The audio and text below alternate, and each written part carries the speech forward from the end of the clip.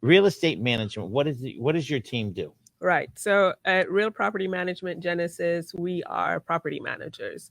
Commercial, residential. Primarily, excuse me, primarily Don't get all choked up with us. You're bringing that out in me, Grant. Oh yeah, I'm sure. I'm sure.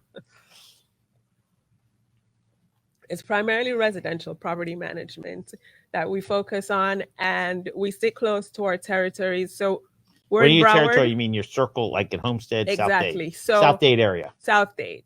Some of Broward, but mostly Miami-Dade and Monroe counties. You know, every time I hear about somebody buying a house to rent it to somebody, I go, oh my gosh, the headaches must be overwhelming. And they go, oh no, it's easy. It's easy. So tell us, let's say you have a house. I buy a house in Homestead. I want to rent it. And I hire your company. And the house is valued at $300,000. And my rents, I want to charge $1,000. Tell me how much you make off of it to service the account, and how do the renters pay you, the maintenance people, how do they get paid? Tell us the whole process. Sure. So it's a bit of a loaded question, because our pricing depends on really what of our services that you'd like to take advantage of. So we can do as little as home watching. So there are people who buy an investment property for personal use. They aren't nearby and they have a concern about whether or not the property is safe when they aren't there. So that's a service that we offer. We also offer leasing. So then there are owners who buy an investment property. They just need someone to find them a good tenant and get the lease signed. And we do that only for tenants, and then they take it from there. So that's the lease only. Okay. Then there's management, where pretty much once an owner hands their property over to us to take care of it, all they do is sit back and watch their income drop in their bank account. So no hassle, no stress. That's our primary management model, where we take over, we'll lease it, we'll advertise it, we'll do tenant screening. Meaning, that's the tough part. That's the tough part. We're talking credit checks, employment verification, residential history, all of that, background checks, things which the typical homeowner doesn't have the capacity to do.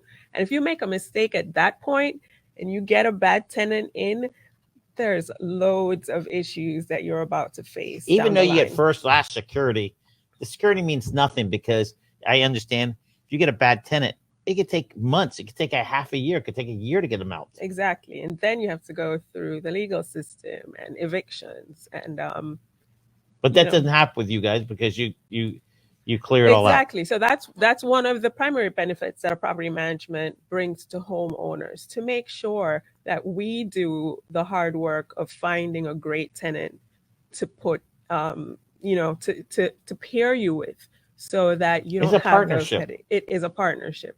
It is. And for us at Real Property Management Genesis, we like to say Can you say that really fast? Real Property Management Genesis. We have a head for business, but then also a heart for people.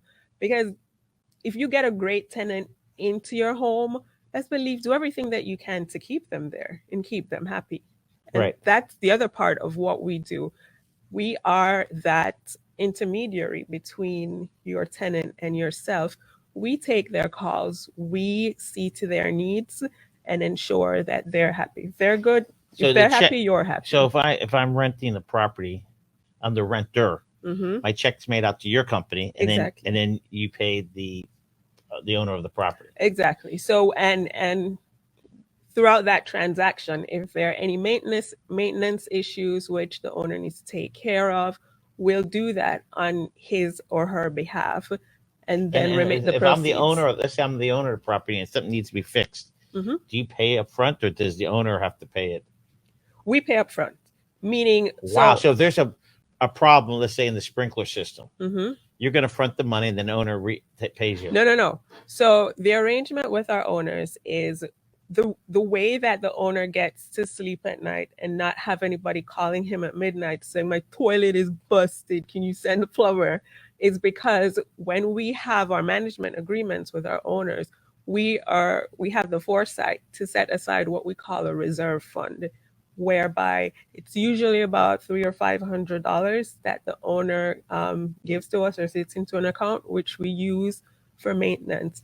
And the great thing about real property management is every step of the way, the owner is kept abreast as to everything, all the expenses that have come up.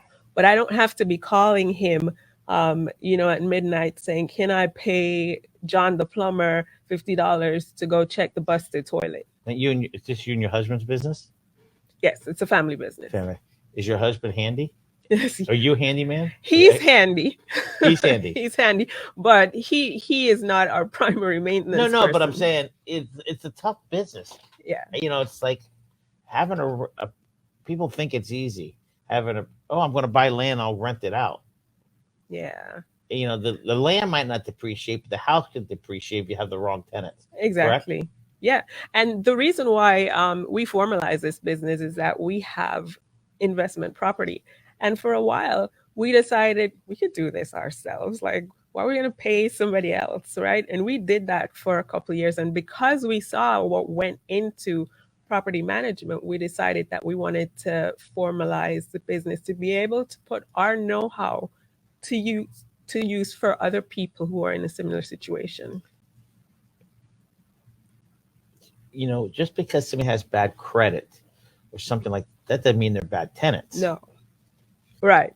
So that's great. As far as the screening is concerned, for each property, we set certain criteria. So, depending on what it can rent for, you're looking for tenants with setting certain criteria and picking your tenants. I'm proud of my daughter-in-law. Well done. So who's that? Hi, Mom. That's my Mom. Mother. That's my mom, my mother-in-law. What's her first name? What do you call Catherine. her? You call her Mom Catherine or Catherine? Catherine. Catherine. She's the best. All right. So go ahead. So somebody might have good credit. So for each property, we set certain criteria as far as what type of tenant are we looking for. Depending on the rent, you may not need or want somebody who has, 800 credit, but you may give somebody the opportunity whose credit is a little bit low, but they have a great rental history.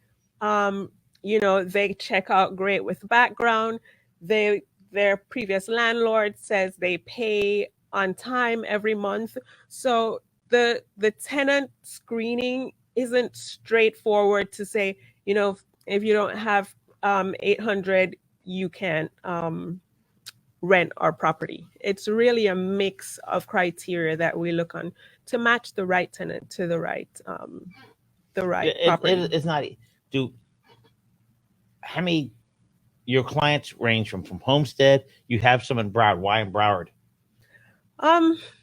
So as far as my company is concerned, I like to give personalized service to my clients. And so as long as I'm able to reach them in a timely manner, these are the properties that I manage, I'll do that because I want to be available. So that's why there's some parts of Broward that you can get to within a reasonable amount of time, and I do that. It's a question.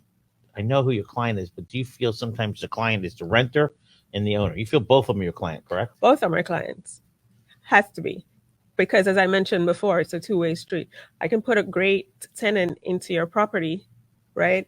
And if he or she is not happy and they leave, then your property is vacant 4 months and you're losing income. People won't realize that, you rent your place for a year or let's say a year and a half, and they leave 6 months early. So what? You got 1 month security, and now you have to fix it all up, repaint it, get a new tenant in there, and it takes a couple months. Exactly. People would be surprised when a tenant moves out, what you have to spend to make that property rent ready again, right? So painting, you're looking at flooring, you're looking at our closet doors busted. You need a handyman to come in. A little knob.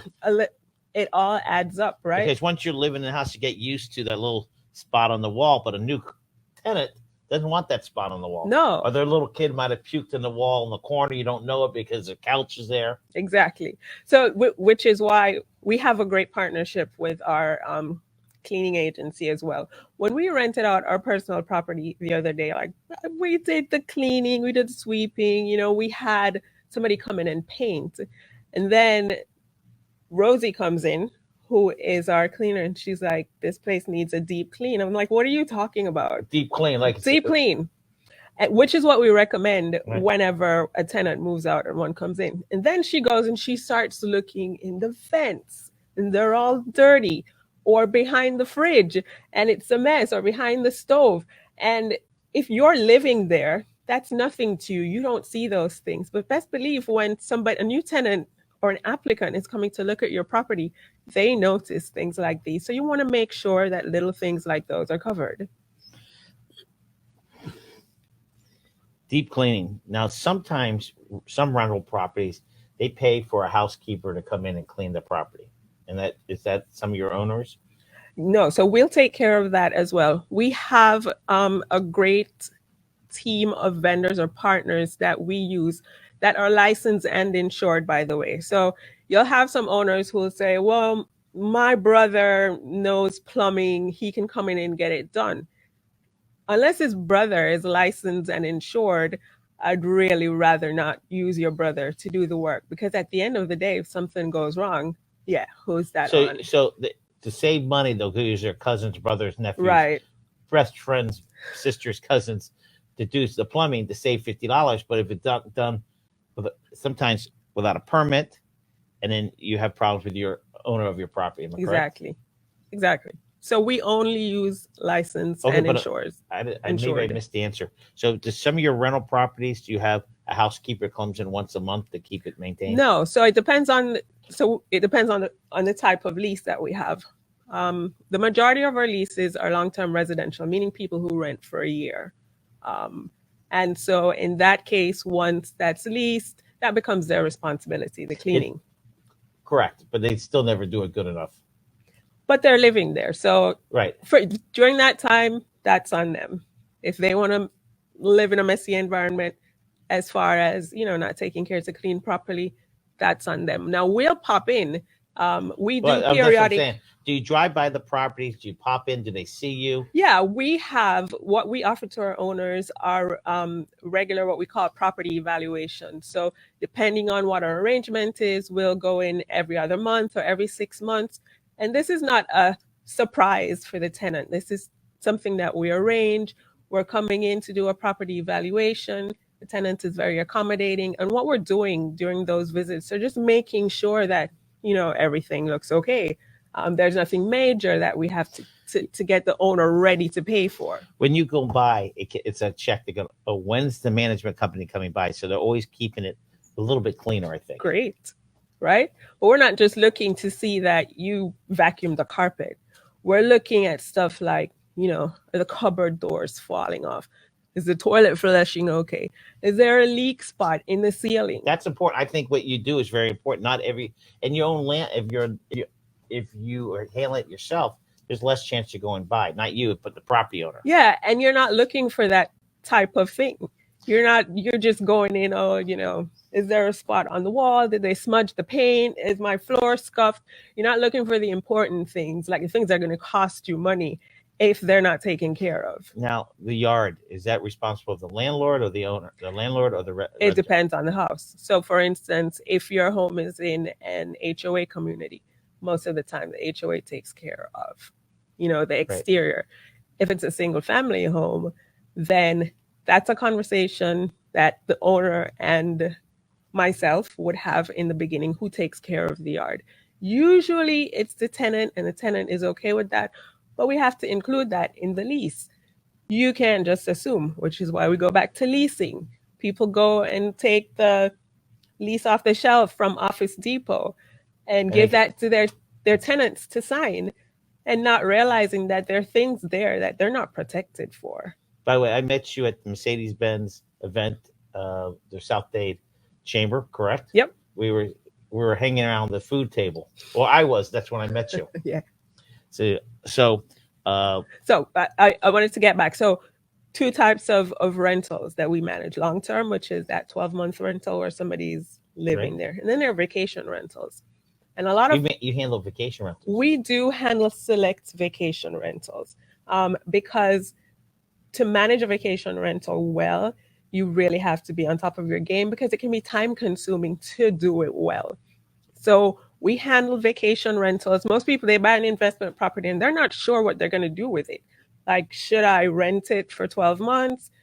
Should I do it as a vacation rental? Am I going to want to use my property? So some people invest in, beautiful properties in the Keys that they want to be able to use, but in times that they're not there, if they want to get an income from that. Correct. I know people that, they have a house in the Keys.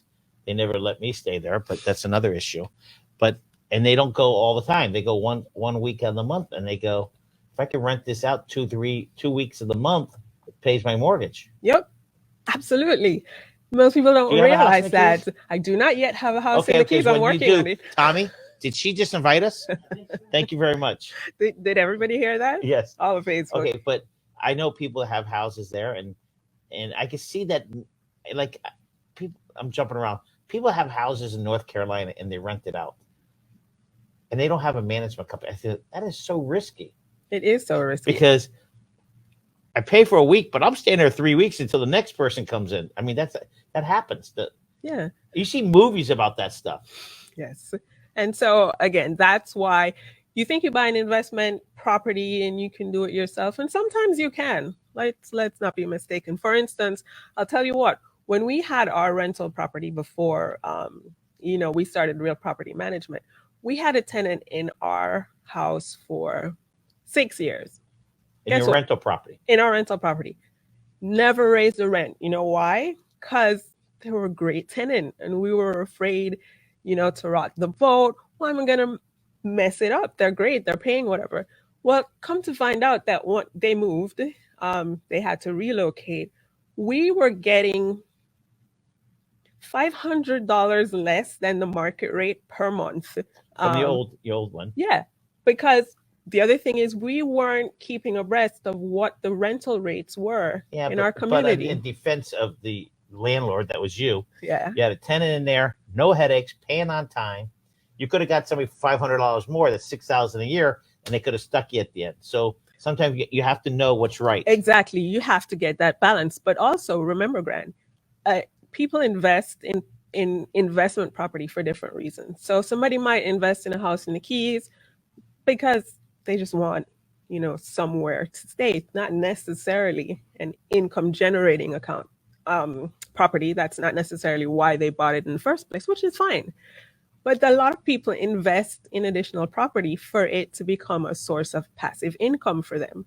If it's a source of passive income and you're not paying attention to the things that might impact that income, then you're doing yourself a disservice. One of the things I see about your company that you dissect the possible tenant through credit check, background checks, because if you get a bad tenant in there, how long does it take you to remove a bad tenant? It can take up to 3 months if you're on top of the process. And that goes from... But if I'm the landlord and I did it myself, I got a job. You got a job.